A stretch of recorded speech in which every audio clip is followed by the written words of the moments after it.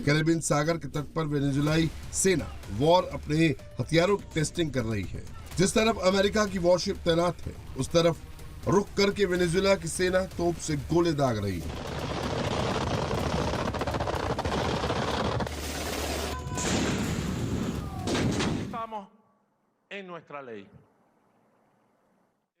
हम अपने अधिकारों के भीतर हैं, हम अपनी ही जमीन पर हैं और हम किसी भी देश के लिए सबसे पवित्र चीज की रक्षा कर रहे हैं, अपने बच्चों, अपने परिवारों और अपने लोगों के भविष्य के अधिकारों की।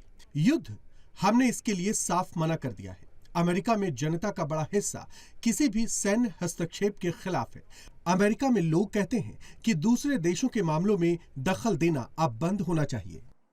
मिलिtar que se acabe el intervencionismo, dice en Estados Unidos। सवाल यह है कि अमेरिका जैसे सुपर पावर के सामने वेनेजुएला की सेना कितनी देर टिकेगी। सवाल यह भी है कि आखिर ट्रंप क्यों वेनेजुएला के साथ जंग करने पर आमादा है।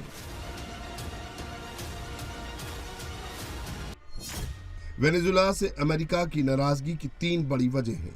पहली वजह वेनेजुएला में अमेरिकी विरोधी सरकार, दूसरी वजह है वेनेजुएला के तेल पर अमेरिका की नजर, तीसरी वजह है वेनेजुएला का drug syndicate. Hoy puedo decir que Venezuela ये सिर्फ युद्ध भड़काने और औपनिवेशिक सोच की महत्वाकांक्षा है और हम ये बात इतनी बार कह चुके हैं कि अब सभी को सच्चाई दिखाई दे रही है। सच्चाई सामने आ चुकी है। वे वेनेजुएला में सरकार बदलना चाहते हैं और वहां एक कठपुतली सरकार थोपना चाहते हैं जो 47 घंटे भी नहीं टिकेगी। वे संविधान, संप्रभुता और सारी संपत्ति अपने हाथ में लेना चाहते हैं और वेनेजुएला को एक उपनिवेश बनाना चाहते हैं। लेकिन ऐसा कभी नहीं होगा, कभी नहीं, जिंदगी में कभी नहीं। वेनेजुएला कभी किसी का उपनिवेश नहीं बनेगा, कभी भी नहीं। उधर रूस और चीन से मिले हथियारों के साथ वेनेजुएला की सेना भी जवाबी कार्रवाई के लिए पूरी तरह से तैयार बैठी है।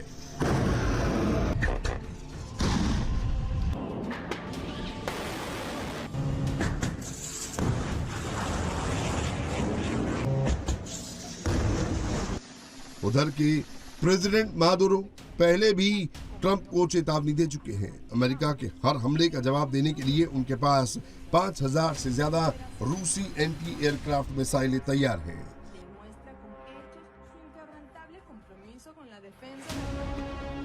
हालांकि सच ये भी है कि वेनेजुएला अमेरिका का सीधा मुकाबला नहीं कर सकता। ग्लोबल फायर पावर 2025 रैंकिंग में अमेरिका नंबर 1 है, वेनेजुएला 50वें नंबर पर है। अमेरिका की सेना के पास एडवांस ग्लोबल ऑपरेशन का लंबा तजुर्बा है, जबकि वेनेजुएला की सेना पुराने हथियार के सहारे युद्ध के मैदान में उतरने वाली है। वेनेजुएला पर अटैक करने के लिए अमेरिकी मरीन्स की एयरक्राफ्ट कैरेबियन सागर के तट पर उड़ रहे हैं। कैरेबियन सागर में वेनेजुएला के तट के पास तैनात वॉरशिप पर 90 एयरक्राफ्ट और 4600 नवल फोर्स ट्रंप के ऑर्डर का इंतजार कर रहे हैं।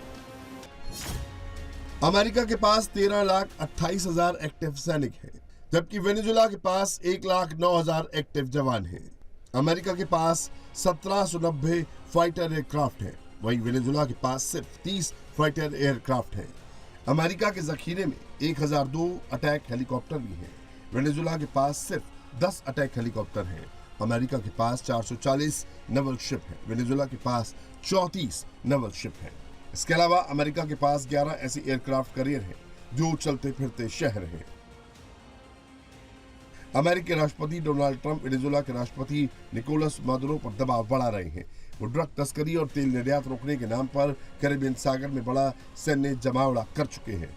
नौसेना के जहाज तैनात हैं जो अगले कुछ घंटों में वेनेजुएला पर हमला कर सकते हैं।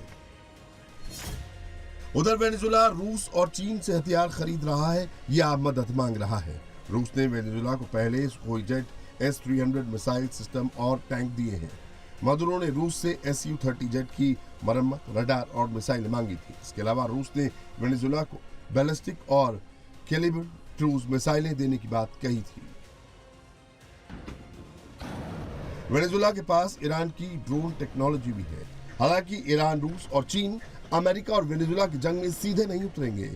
रूस जहां यूक्रेन के साथ फंसा है तो चीन पर जापान के साथ युद्ध का खतरा मंडरा रहा है। तो उधर ईरान और इजराइल के बीच भी तनाव कम नहीं हुआ है। ऐसे में वेनेजुएला को अपना युद्ध अकेले ही लड़ना होगा।